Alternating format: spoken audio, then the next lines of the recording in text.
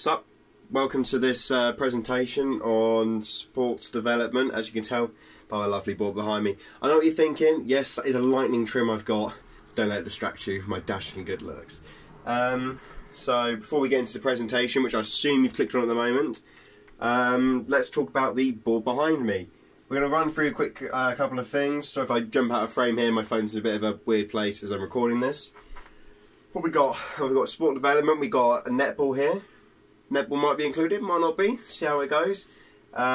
We got development chart here, progression in time, things getting better as it goes on, which is development. We've got a crudely drawn rugby pitch and a football goal here with the ball getting kicked in there. That's what that is insinuating. On the far side here, we've got a key of stuff we're going to be running through. Now, you may have seen that, you may not have, because I'm putting this video at the end and at the start of the presentation, so it depends when you want to click on it as to when you're going to see this and all of that.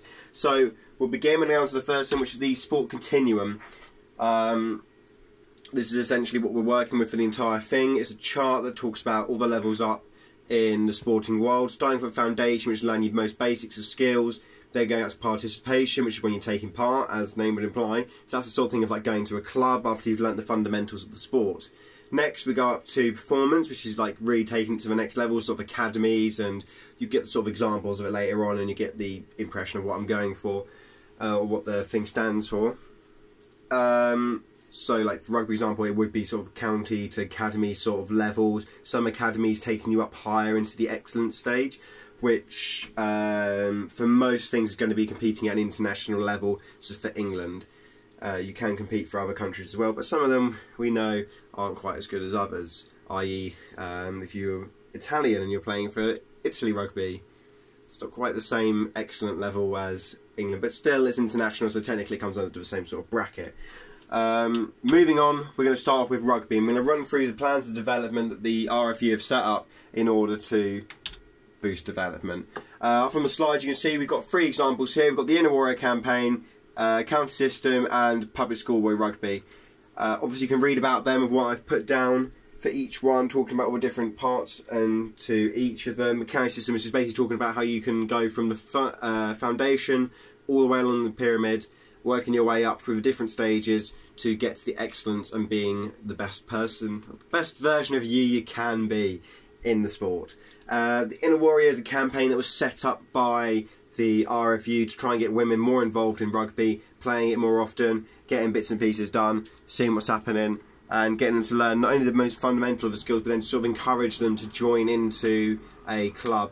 They've been really boosting that and hyping it up at Hitchin more than they have at any other club. I haven't really seen a lot of Stevenage or Letchworth in the local area, so that's something they're very much into.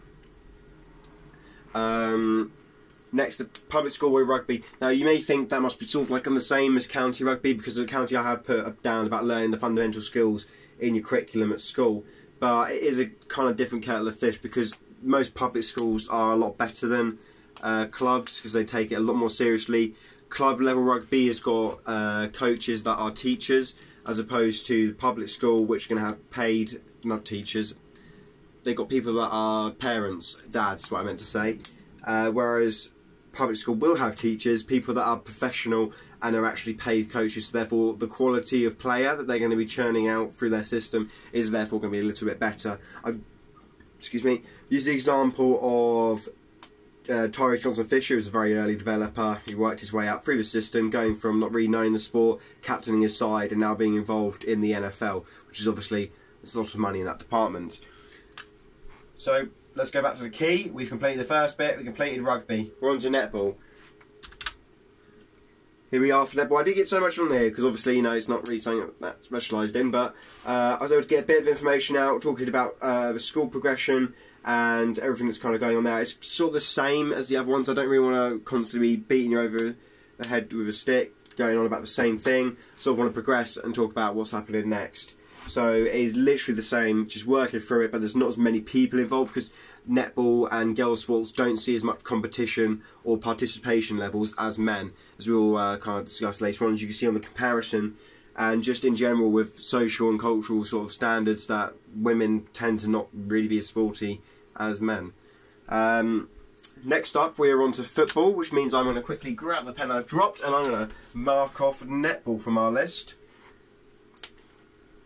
On to football. Football, we got 3 different plans of how they're going to boost development in the world of, weirdly enough, football. We've got walking football, which is usually done for the older generations of people, trying to get them more active, more people involved, bigger audience. Sort of the same goal for everything here. Then we've also got club level, excuse me. We've also then got club level, which is just the same as the other ones, working your way up, going from school, learning the basics, because of course rugby, football, netball are all in the curriculum for girls and boys to learn. Obviously football's more popular, so it's taught to both gender groups, as opposed to rugby just being taught for boys and netball for girls at a come on, right word, at secondary school. Then we've got women's football, and of course that's something they're really pushing at the moment. You see with the new Premier League, I don't know what the correct name of it is, but for women's being really pushed, as well the international games. But of course it is the actual Premier League is leaps and bounds ahead of it, and it's going to be because men are taking part in it, and of course men are genetically going to be better and more physical than women are, as well as the fact that it's been going for years and years and years, so they've had more time to develop it as a sport, attract an audience and get more people involved. Something that women's football hasn't really been able to do at the moment, but hopefully over time progression will happen and it will get a lot better. With that, we are then almost completed with our first phase of talking about everything, but we want to loop it all back together, see where we're at now. We're using our link from our Peel paragraph. We're seeing what's going down. We're looking at my slide. We've got a nice chart there showing you everything that's going on in the way of what participation levels are like for each, for men versus women at sport, just to give you sort of like an idea about some coming from the points that I'm discussing. I've sort of talked about here, let's go back on what we're talking about. Curriculum level, that all of them have got a similarity that they are all taught at schools, and so that everybody can get that basic understanding of them and then move on to a club and participate.